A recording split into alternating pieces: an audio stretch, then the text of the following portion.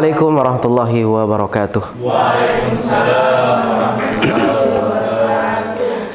Alhamdulillah, kita memuji Allah atas kebaikannya. Sore hari ini kita bisa bersama bersilaturahim untuk duduk sejenak mendengar nasihat, karena kehidupan kita ibarat kendaraan yang sedang berjalan, yang perlu amat sangat perlu dengan namanya BBM.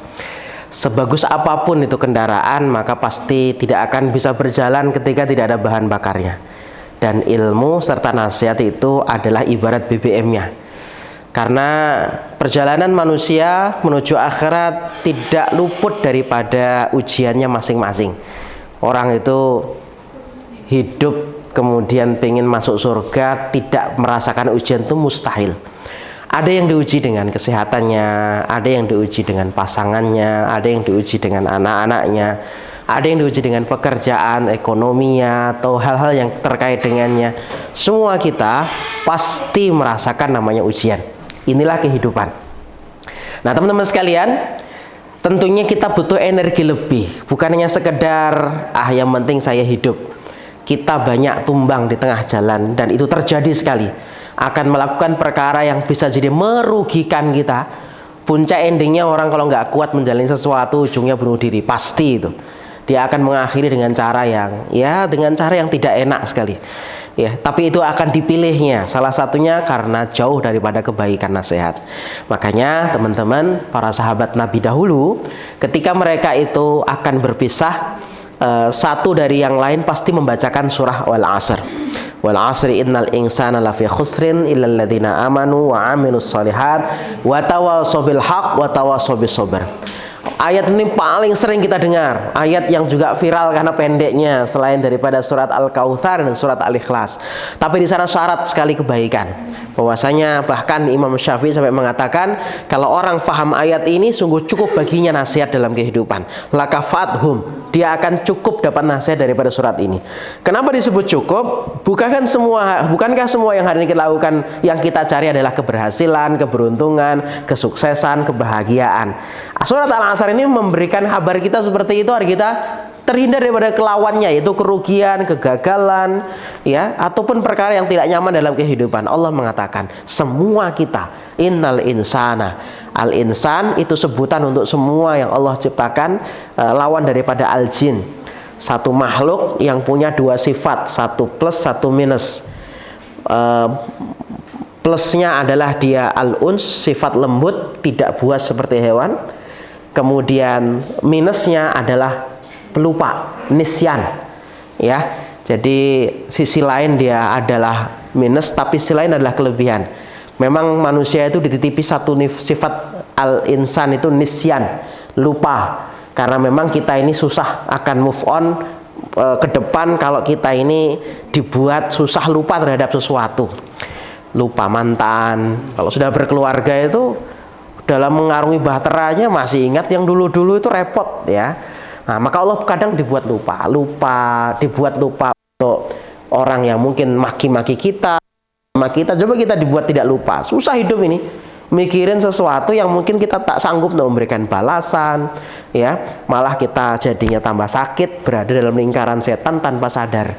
Apa itu lingkaran setan? Macam-macam penyakit fisik. Ini asam lambung ini keluar tanpa belum waktunya, ya, hingga dampaknya kemana-mana. Orang sakit mah, bahkan lari ke GERD dan sebagainya. Akhirnya karena tambah itu lingkaran setan tambah panjang, mikirkan sesuatu yang harusnya difikirkan, akhirnya sumpek, penyakitnya tambah naik lagi. Ya, makanya Allah kadang memselipkan sifat lupa sebagai namanya al-insan untuk kebaikan untuk kita semuanya, agar kita gampang maafin, agar kita itu bisa senang. Padahal kita dulu punya duka masing-masing. Entah duka ada yang keluarga meninggal, entah duka karena kita kemarin pernah ditipu, entah duka apapun lah, luka masa lalu. Allah kadang buat tuh lupa pelan-pelan. Nah, itu manusia. Al-insan punya sifat nisyan, al-insan punya sifat al-uns, lembut, beda dengan hewan. Nah, teman-teman, Allah mengatakan dalam ayat ini, semua orang yang punya sifat itu pasti potensi rugi. Lafi khusrin. Siapapun, kita semua berarti termasuk begitu. Kecuali illal ladzina amanu, satu orang yang nggak merugi itu kalau dia beriman sama Allah. Yang kedua, wa amilus sholihat. Setiap orang yang terus beramal, dia nggak pernah rugi orangnya. Ya pasti kebaikan apapun yang kita lakukan sebidi dzarrah. Dzarrah itu macam-macam maknanya. Orang dulu menerjemahkan biji sawi. Ternyata ada yang menemukan lagi biji lebih kecil dari sawi, biji bayam. Orang-orang barat menemukan bahwasanya ada molekul yang lebih kecil daripada itu, unsur yang lebih kecil, yaitu namanya atom. Orang penemu atom mengembangkan lagi ilmu pengetahuan. Ada yang lebih kecil lagi dari atom, namanya quark, dan macam-macam istilahnya.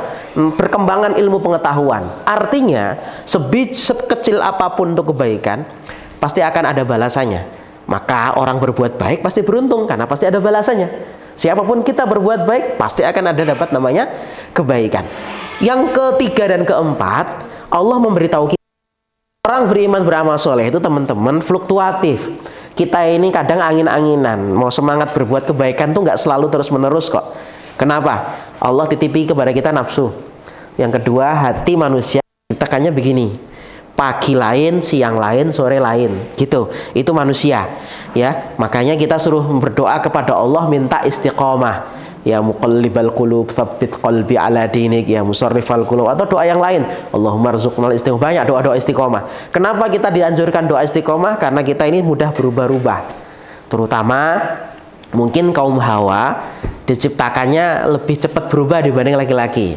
Nah, itulah nanti dalam keluarga di antara satu ujiannya ya begitu.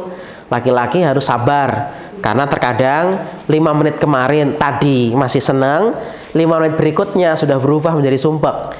Karena sampean lupa bawain bakso untuk dia. Atau mungkin hal yang lain, berubahnya cepat sekali. 5 menit kemarin masih senang, aku mau pulang ya, oh iya. Wah, itu sudah happy, sudah excited, macam-macam lah. 5 menit berikutnya berubah. Maka saya mengatakan, kehidupan kita dalam berkeluarga itu seperti warga kota dan musim yang ada dalam kota tersebut. Laki-laki seperti kotanya yang harus siap dengan perubahan musim yang setiap waktu datang. Kadang panas, tiba-tiba hujan deras. Nah, begitulah kalau perempuan. Ya, kadang hujan deras, tiba-tiba panas sekali. Ya, panas sekali. Maka kalau laki-laki pengen cepat bisa istiqomah bertahan dalam keluarga, dia harus ngerti, oh hujan deras, siap mantel, gitu saja. Oh panas, nyalain AC, begitu saja. Ya, kadang kita ini, waduh pusing terus ya. Memang begitu. Orang Barat mengatakan man from Mars, woman from Venus. Kita ditemukan satu planet yang sama, namanya Bumi. Ya, kita ini dari planet yang berbeda. Itu saking menunjukkan bedanya laki perempuan, gitu ya. Jadi teman-teman sekalian, ciptakan berbeda, maka pasti kalau kita ninggalkan namanya nasihat, orang beriman beramal soleh itu bisa mandek di tengah jalan kalau dia tidak melanjutkan tawasobil haq dan tawasobil sabr. Nah, sore hari ini kita akan berupaya untuk selalu, ini setiap bulan sekali, sepekan sekali, masya Allah ya, dilanjutkan teman-teman. Karena kendaraan kita ini dalam perjalanan hidup yang singkat ini perlu selalu namanya BBM. Cek kembali, karena nggak akan beranjak orang beramal, nggak akan istiqomah orang itu berislam, untuk beriman kalau kita jauh dari nasihat. Harus ada. Dia ibarat support yang selalu kita cari setiap waktu. Hidup kita ini akan ketemu dengan masalah. Ada satu tempat di mana kita nggak akan ada bermasalah, satu tempat itu cuma satu, surga.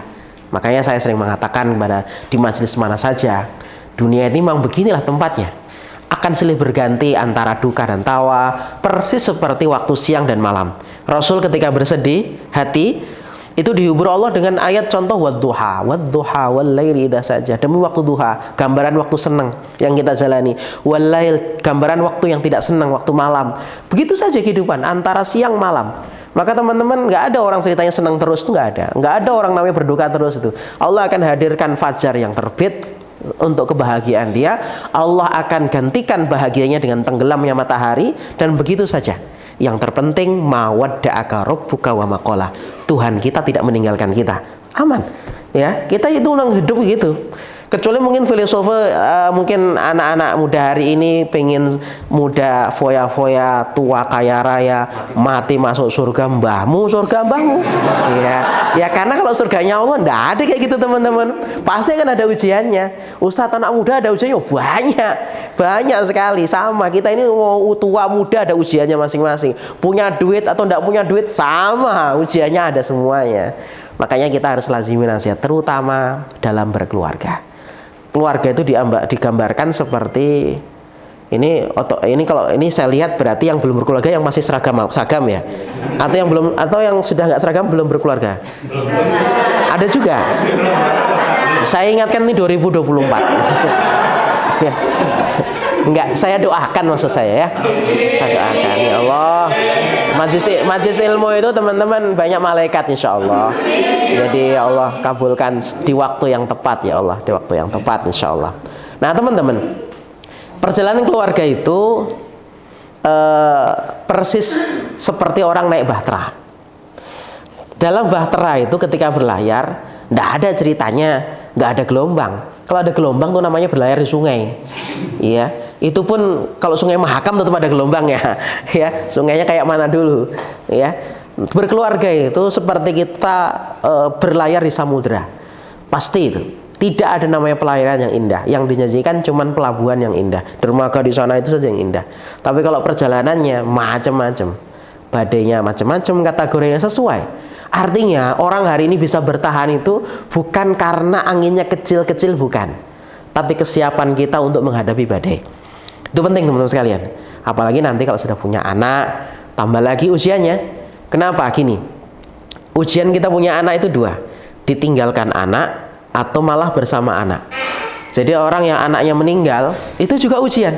Dia bisa nangis anaknya meninggal. Apalagi sudah lama mengasuhnya tiba-tiba anaknya meninggal. Itu ujian luar biasa. Tapi teman-teman tahukah kita hidup bersama anak pun juga ujian. Kira-kira yang nangis itu apakah orang tua yang ditinggalkan anak saja? Tidak. Ada anak yang dia bersama orang tuanya nangis. Ya Allah, kamu gitu-gitu ya. Tiap hari hati gitu ya. Artinya dua-duanya juga ujian. Punya anak ujian. Akhirnya saya nerangkan ujian, ada yang menyimpulkan, Ustadz tak jomblo aja selamanya biar nggak ada ujian. Jomblo pun ada ujian. Tahu teman-teman, truk itu aja gandengan. Masa Anda nggak gandengan gitu ya? Ya kok larinya ke truk ya, nggak salah. Ya maksud saya gini, Nabi Adam itu fasilitasnya apa? Surga, betul? Surga itu tempat destinasi yang paling enak, nggak ada duanya. Tapi teman-teman, wa khalaqo minha zaujaha. Allah ciptakan bagi Adam pasangannya. Kenapa? Senikmat apapun antum punya kemewahan dunia ini, kalau jomblo tuh ndak enak, serius. Loh, ndak saya sampaikan ini jujur ya. Contohnya konkret toh Nabi Adam. Nabi Adam itu fasilitasnya nggak ada yang ngalahkan ibu-ibu, teman-teman. Nggak ada yang ngalahkan. Fasilitas surga itu mala ainun ra'at wala udhunun sami'at wala khatara fi qalbil basar. Fasilitas yang nggak pernah kita lihat di dunia ini, kenikmatannya. Mungkin kalau ada model buah mungkin ada namanya sama, tapi rasanya tentu berbeda. Kasur mungkin ada kasur, tapi tentunya kasur itu berbeda. Artinya nggak bisa kita bayangkan kenikmatan fasilitas di sana. Tapi Allah tetap menciptakan Hawa bagi Adam.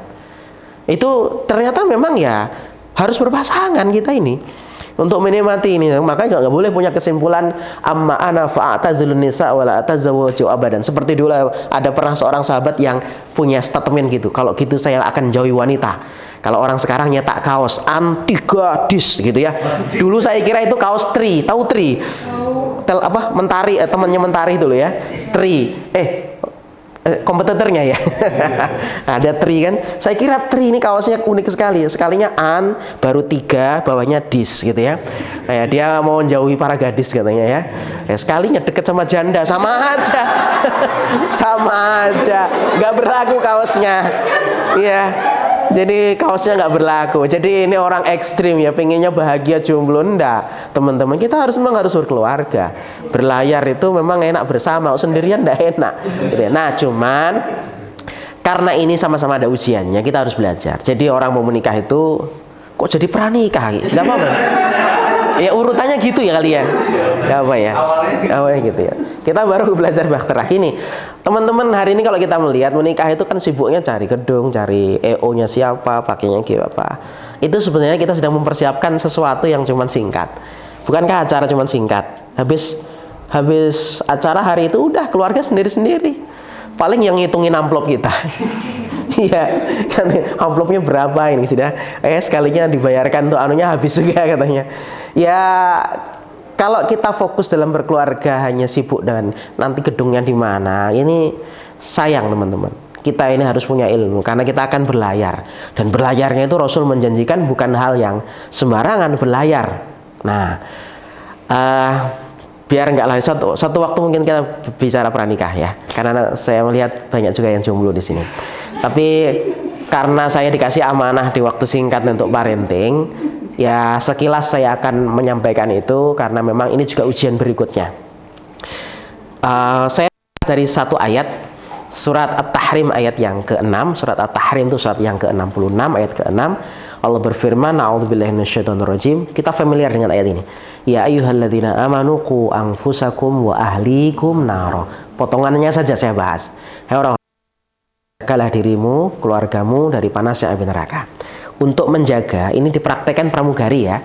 Pramugari itu kalau sebelum pesawat itu tinggal landas, setelah kita boarding naik pesawat, pasti ada peragaan baju pelampung. Salah satu sarannya adalah kalau dalam kondisi darurat, siapa yang pertama kali harus pakai baju pelampung? Orang tua dulu atau anak-anak? Orang tua. Begitupun ketika kadar oksigen mulai berkurang, mungkin karena beberapa faktor, tiba-tiba oksigen itu keluar. Siapa yang harus pakai dulu oksigen? Nah, ini sebenarnya praktek dari ku anfusakum barulah wa ahlikum. Nah, teman-teman yang Allah muliakan, praktek ku anfusakum wa ahlikum itu kalau dalam filosofinya orang Indonesia ada istilah buah itu jatuh tidak jauh dari pohonnya. Meskipun ada juga buah yang tekipai jauh, beda jauh sama orang tuanya, beda jauh banget sama orang tuanya. Orang tuanya kalem gitu, yang satunya wah ini dari mana ini gitu, dari pohon yang sebelah mana, mungkin tekipai jauh gitu ya, kena angin tornado atau gimana gitu ya. Ya ada saja, cuman hukum awalnya buah itu jatuh tak jauh dari pohonnya. Artinya kalau kita pingin buah itu kebaikan, maka otomatis pokoknya dulu yang baik. Nah, inilah sebenarnya topik itu berangkat dari sana. Kenapa Allah merintahkan kita yang dijaga dari api neraka itu kita kasih. Jadi sesuatu yang mengikut tanpa kita harus suruh, otomatis ngikut. Sekarang saya contohkan. Karena sore mungkin sudah capek ya. Ikuti instruksi saya, kita akan bermain sedikit untuk membuktikan bahwasanya kita ini harus duluan. Kenapa kita harus duluan mencontohkan sebelum kita menuntut anak-anak kita jadi baik. Gini, instruksinya gampang. Lakukan, sentuh apa yang saya suruh, bagian wajah saja. Oke, mata tak boleh terpejam. Mata tak boleh terpejam dan lihat saya. Kita sejenak aja sebentar ya, teman-teman. Tangannya di sini semua, nggak apa-apa. Kita enjoy saja. Oke, pegang hidung, nggak boleh pejam mata ya. Mulut, mata, telinga, hidung, mata, kuping. Iya, mata, hidung, mulut, hidung, telinga. Ya, terima kasih teman-teman. Enggak. Saya ingin sampaikan, saya tanya, kenapa Anda salah? Saya salah ngomong. Saya ngomong kuping ya.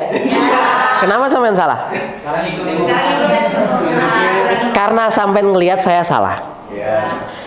Manusia itu sangat mudah sekali menduplikasi apa yang dilihat daripada yang didengar.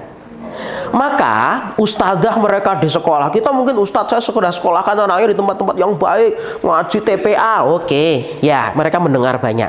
Tapi nonton perilaku kita 1 menit saja, apa yang diceramahkan ustadzah itu hilang.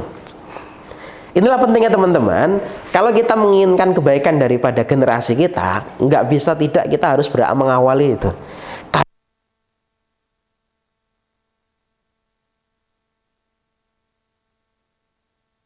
Hari ini salah satu krisis negeri kita adalah krisis keteladanan.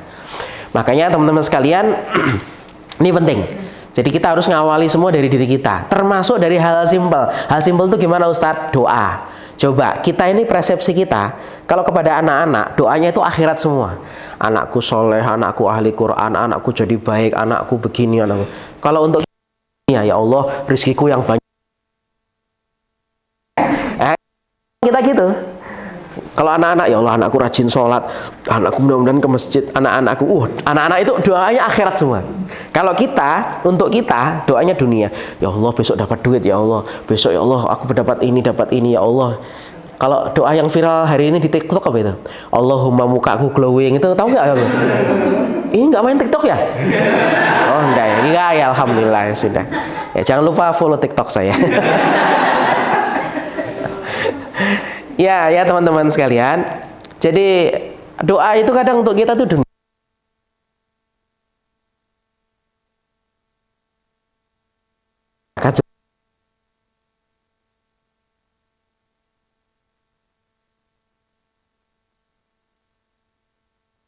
harus diawali kita dulu supaya sholat.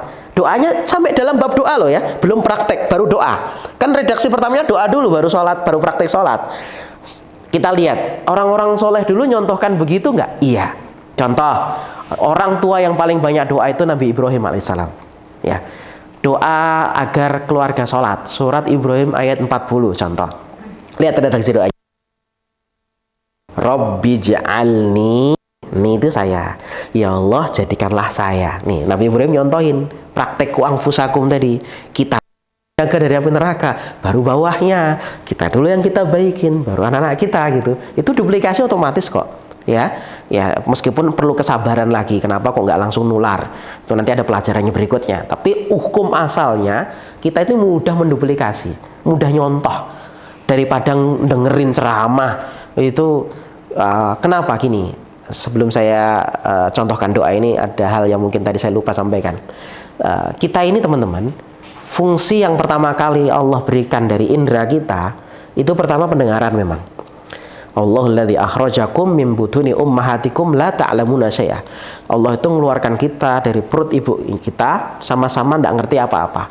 Pertama kali Allah berikan kepada kita as-sam'a, pendengaran. Jadi pendengaran itu beberapa riwayat menyebutkan sejak ruh ditiupkan. Kapan ruh ditiupkan dalam janin seorang ibu, yang dalam kandungan seorang ibu, usia 120 hari. Berapa bulan berarti? 4 bulan. Itu ruh ditiupkan. Saat itu dia mulai mendengar, ya sudah mulai dibisikkan. Maka kalau sudah hamil usia seperti itu ya, kalau kelahi ya bisik-bisik aja. ya kan kelahi sudah hamil seperti itu, sini denger tiap hari dia denger kelahi, kasihan teman-teman. Ayo, ya pelan-pelan aja. Aku gak suka sama kamu atau gimana kah? Ya pokoknya bisik-bisik aja. Denger dia ini teman-teman, denger. Apa yang dirasakan ibu itu dirasakan sama ini, nyambung soalnya. Makanya nanti dalam tafsir surat Maryam ada terapi. Kenapa kok Allah menghibur Maryam lagi sedih saat hamil? Orang hamil itu harusnya happy. Ada air gemercik, ada rutop, ada malaikat yang diturunkan, sampai malaikat berupa orang laki-laki yang ganteng. Ya bukan berarti nanti ibu-ibu mau berhibur cari laki-laki ganteng dengan alasan hamil, aku lagi ngidam pak gitu ya. Nah itu repot juga nih, salah itu. Itu contoh yang kesimpulan yang salah ya.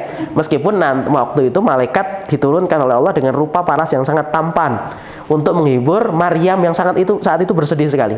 Nah itu secara psikologis memang harus seneng gitu ya, diupayakan seneng ya, banyak dihibur gitu ya. Ya di sini kalau ada teman-temannya hamil dihibur tiap hari ya, dihibur tiap hari. Bukan berarti di ayun-ayun bukan ya, pokoknya diseneng-senengin ya. Ya nanti jadi alasan aku harus ditraktirin. Nah ini juga salah, namanya penekanan namanya. Nah itu teman-teman, kok saya lari cerita ke sana, gimana tadi ceritanya? Jadi kita kembali ya, betapa kita ini disuruh untuk mengawali dari itu. Pertama kali pendengaran yang difungsikan, habis itu barulah basor. Basor itu penglihatan.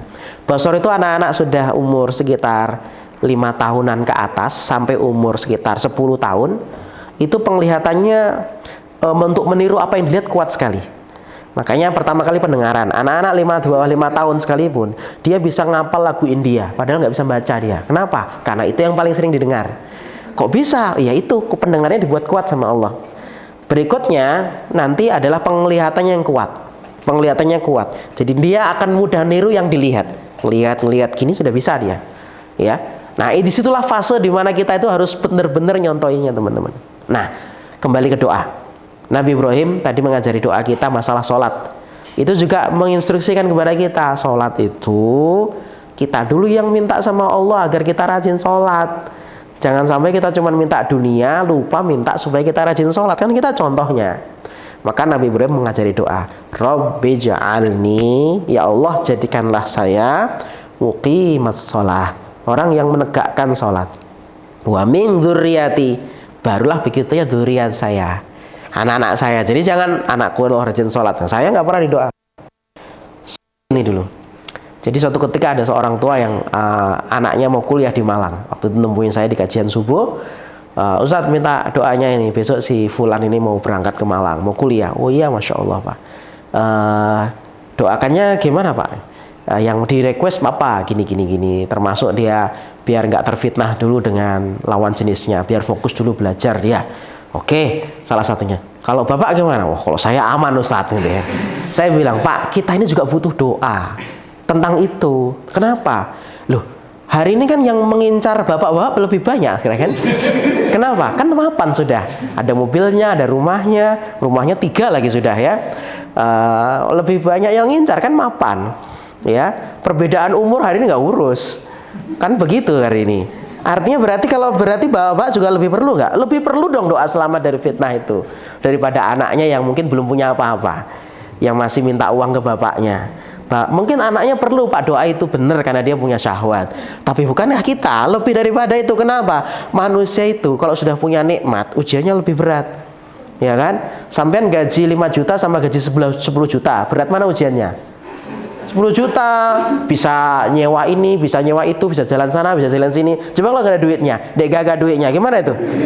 Mikir kita, waduh nanti tak traktir, mintanya ke tempat-tempat yang mahal. Akhirnya kita, ya itulah teman-teman sekalian. Makanya kalau kita ini dalam proses cari rezeki, kemudian iman kita tidak kita cas, nah khawatir itu pasti bermasalah. Nah itu kan ujian, maka berarti orang tua juga perlu doa agar selamat dari fitnah dan syahwatnya terkendali. Ya harus, kita lebih butuh itu, gitu ya. Jadi jangan sampai kita merasa aman Pak Ustadz, saya aman. Enggak ada ceritanya aman. Bukankah hari ini justru cenderungnya seseorang, terutama laki-laki itu memang fitnahnya pandangan.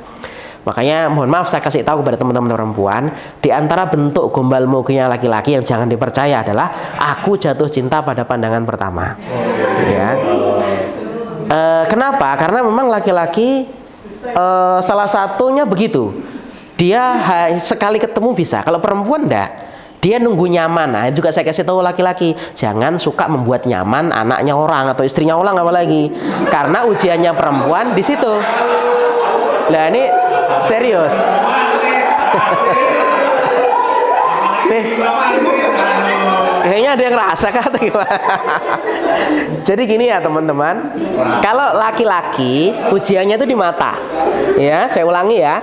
Tapi ini yang saya sampaikan ini bukan menjadi satu alat berarti ini saya cara jurusnya ini enggak ya. Jangan salah artikan, nanti saya berdosa kalau ini saya sampaikan ini untuk supaya kita justru menghindari gitu loh.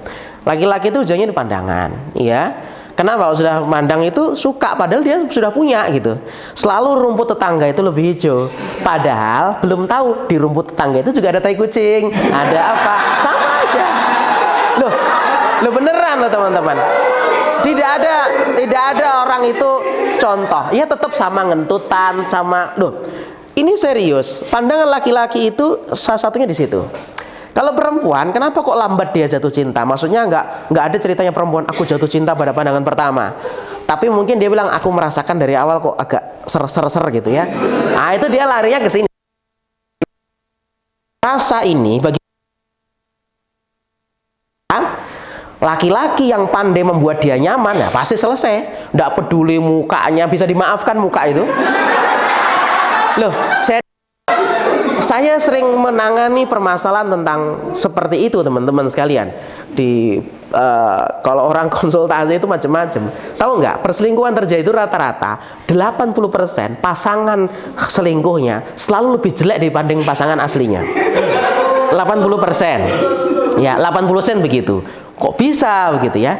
Dan kenapa perempuan itu juga mau gitu, nyaman. Kalau sudah nyaman itu gunung tinggi kudaki, lautan luas kuseberangi, yes, apapun, yes, pokoknya diperjuangkan, nyaman. Maka nasihat saya, jangan gampang-gampang membuat nyaman hati orang. Karena kalau sudah nyaman itu bagi perempuan melepasnya itu jatuh cintanya pada pandangan itu adalah yang lain lebih bagus, tinggalkan dia. Loh serius, dia bisa mudah beralih. Makanya itu ujiannya laki-laki. Si laki-laki itu seperti itu. Ada lagi. Iya kayak bapak beli HP lah ya. kayaknya sudah paling keren, S23 Ultra gitu ya. Besok S24 keluar, ya lebih keren lagi. Mau baru keluar, nah begitu. Kalau dituruti nggak selesai. Teman-teman, kita ini diberi oleh Allah nafsu. Itu ujian juga dalam berkeluarga ya. Gini, nafsu tipikalnya memang begitu. Nggak bisa tidak. Memang dia tuh meluap-luap. Tapi kalau kita turuti, tidak ada menuruti nafsu kemudian bahagia. Pasti nyesel. Nafsu apapun saya menuruti, nyesel. Contoh, saya sebutkan nafsu makanan saja. Kalau di bulan Ramadan, ada pasar Ramadan, betul? Biasanya ujian kita melihat kue itu di hari-hari pertama, minggu-minggu pertama, saat habis gajian, tengah hari panasnya balik papan. Lihat 5 jenis es. Kalau kita di tengah hari puasa, pikiran kita apa? Lihat 5 es itu. Beli semua. Lihat 5 model tahu isi. Lonjong, jontor, isi sayur, isi mehun. Oke? Macam-macam tuh ya. Pikiran kita beli semua. Itu nafsu. Sekarang adzan berkumandang. Meskipun seorang perokok mengatakan saya mati Pak kalau nggak ngerokok. Saya yakin adzan berkumandang apa yang dilakukan? Minum air putih. Betul? Nggak tahu kalau di sini apakah langsung rokok atau nggak ngerti ya saya.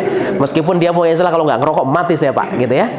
Tapi ternyata air putih seteguk itu membuat kita nafsu kepada yang lain mulai turun kadarnya. Kepada es cuma nyicip dulu, cerutut gitu. Ya tahu cuman, aduh kayaknya nantilah habis maghrib, coba aja turuti habis maghrib. Nggak bisa juga, paling sedikit-sedikit yang masuk. Nantinya terawih hendak, airnya numpuk dibawa ke masjid semua. Ternyata orang punya pemikiran yang sama, semuanya bawa ke masjid, yang tadarusan 3 orang. Gimana habisinya teman-teman? Gimana itu habisinya? Ternyata besok nafsu itu diulang lagi. Nafsu itu begitu, itu contoh makanan loh ya. Nah dulu saya nerangkan ini banyak ibu-ibu tersinggung. Kenapa? Berarti kita di rumah diumpamakan air putih Pak Ustadz. Di luar itu menarik memang. Iya cendol, dawet, es cincau, es kelapa. Ya nafsu kita kepada lawan jenis gitu memang. Tapi kalau kita itu mohon maaf ya melampiaskan, mek ngono tok glegek selesai. Lu serius saya sampaikan ini. Loh, mek ngono tok gitu loh. Mek ngono tok itu gimana ya? Ya sudah, terjemahkan masing-masing lah. Jangan liar pikirannya ya. Jangan liar pikirannya. Jadi gitu ya teman-teman. Jadi ujian kita itu kadang ya di situ. Ujian kita memang di situ salah satunya. Tadi kembali ya. Jadi dalam bab doa sekalipun kita ini suruh dicontohkan untuk ngawali diri kita. Karena kita juga butuh itu. Mau rajin sholat kita dulu yang rajin. Nabi Ibrahim juga nyontohin doa contoh. Saat itu lingkungannya penyembahan berhala semua, sampai bapaknya nyembah berhala. Ya, pemahat batu berhala. Makanya Nabi Ismail lahir diperintahkan Allah untuk bawa ke Mekah karena agar dijauhkan dari penyembahan berhala. Sampai di Mekah, Nabi Ibrahim berdoa dan doanya viral kalau di poster di Indonesia di pas 17-an. Rabbi ja'al hadzal balada amina. Ya Allah jadikan negeri-negeri yang aman.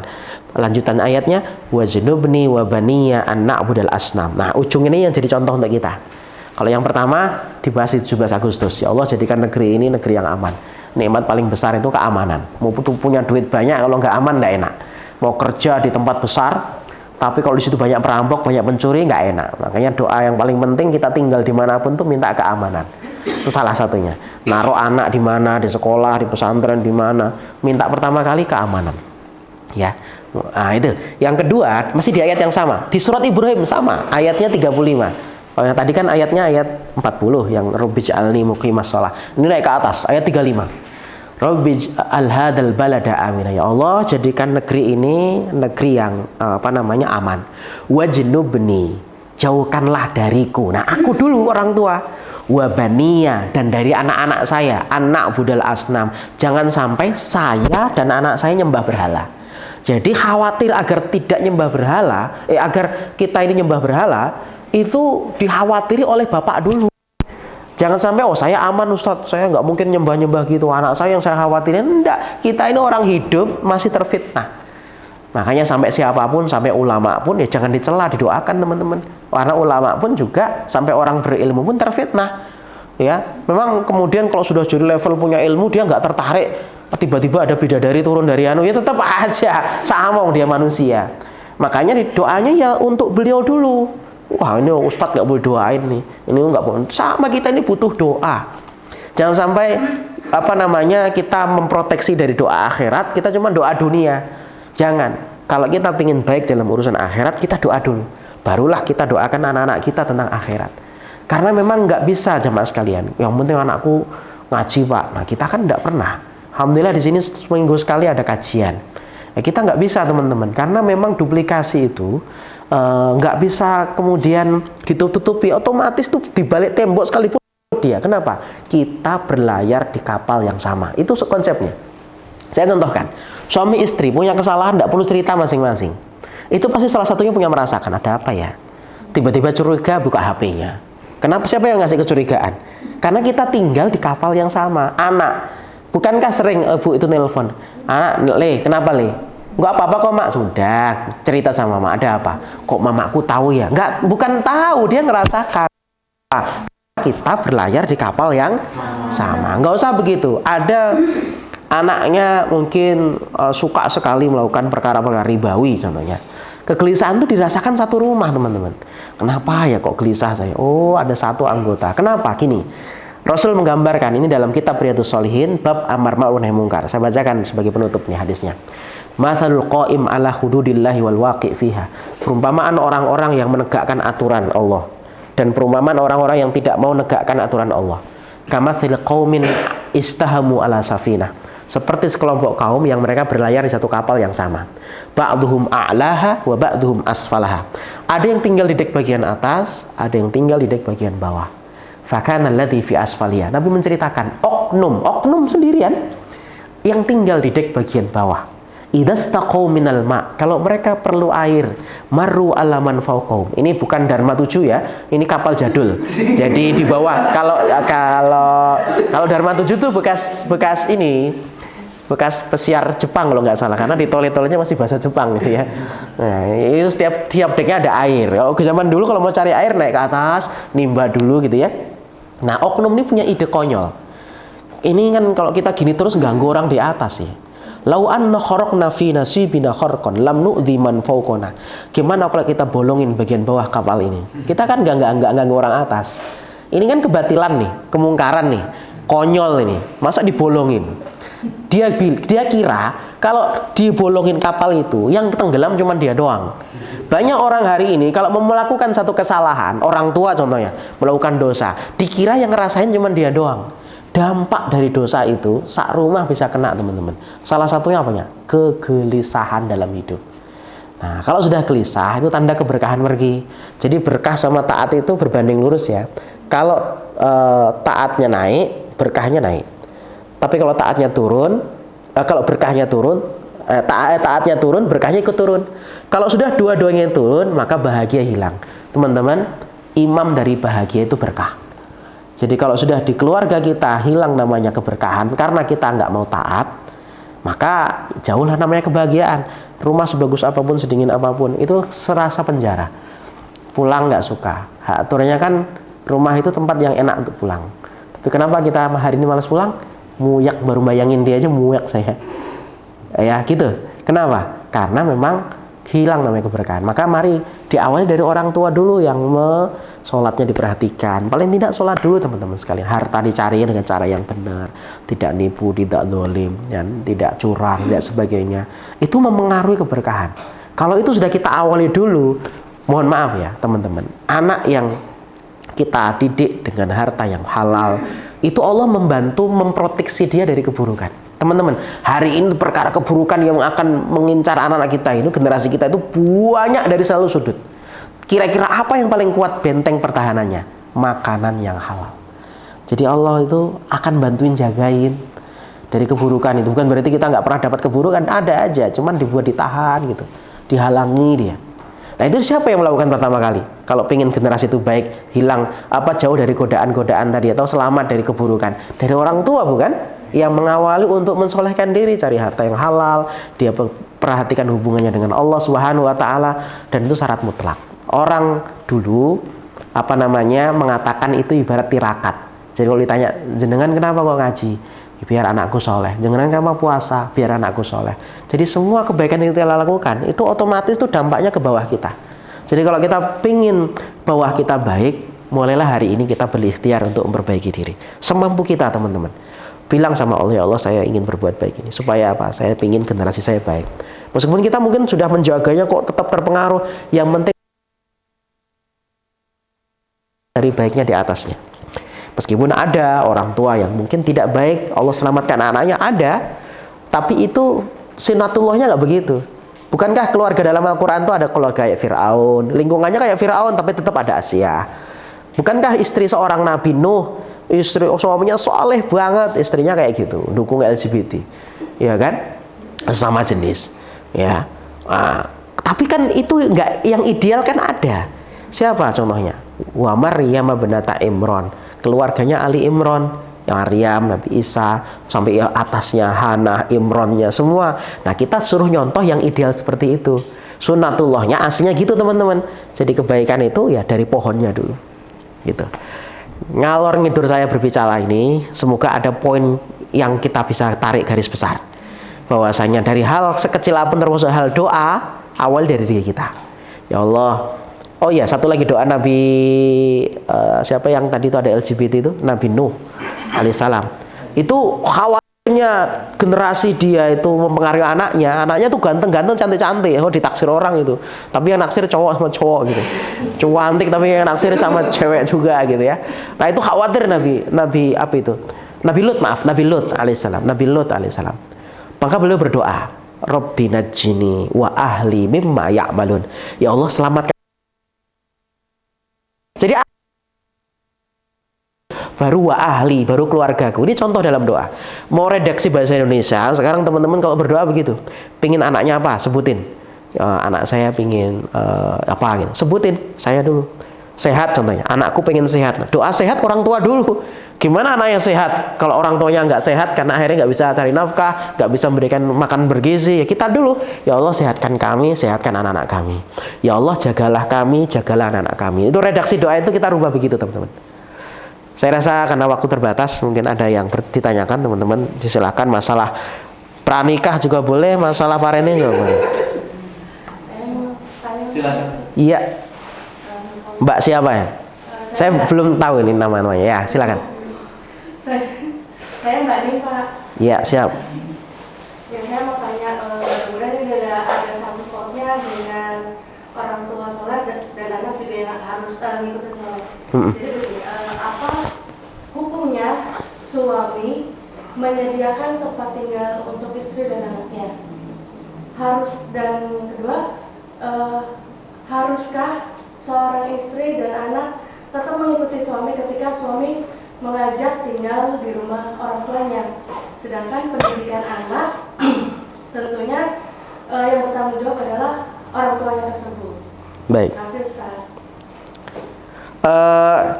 Di antara salah satu bentuk nafkah yang wajib diberikan oleh suami itu adalah selain kiswah itu adalah pakaian.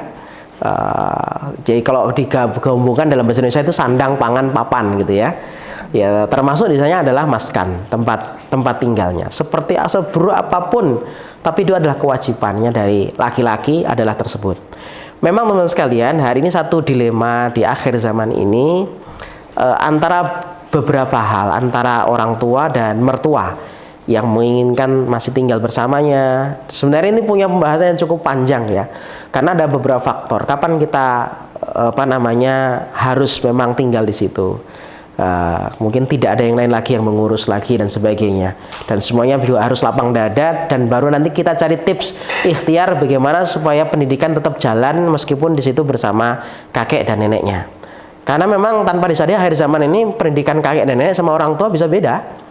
Kata ibunya jangan nonton, kata nenek kasihan dong nggak nonton. Kata ibunya jangan makan es krim dulu ya, kata nenek kenapa dikasih es krim, kasihan nih dia. Nah gitu ya, akhirnya anak punya pilihan, kata nenek boleh kok. Nah repot sudah. Itu jurus andalan anak-anak akhir zaman sekarang. Kata mbah nggak apa-apa katanya gitu ya, sudah kata mbah lagi udah repot sudah. Idealnya memang gitu, sedekat-dekat awal. Ini sebenarnya dibahas dalam pranikah ya, itu kalau bisa dapur berbeda. Jadi mungkin atapnya sama, maksudnya berdekatan atau nempel, tapi kalau bisa berawal daripada dapur yang berbeda. Kalau kamar ya jelas harus beda toh, gitu ya.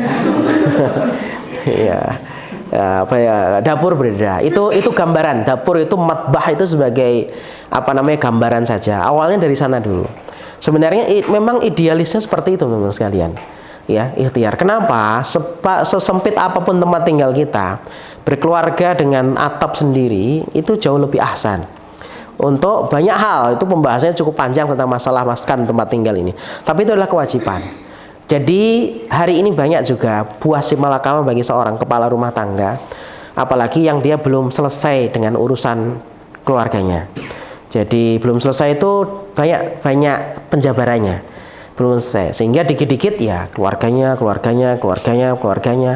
akhirnya istrinya terbengkalai, anaknya terbengkalai, jadi dia berat. Padahal juga ada kewajiban yang lain, apalagi makanya ini penting teman sekalian, ada ilmu memang pranikah ini yang salah satunya yang harus kita cari kaitannya dengan masalah seperti itu.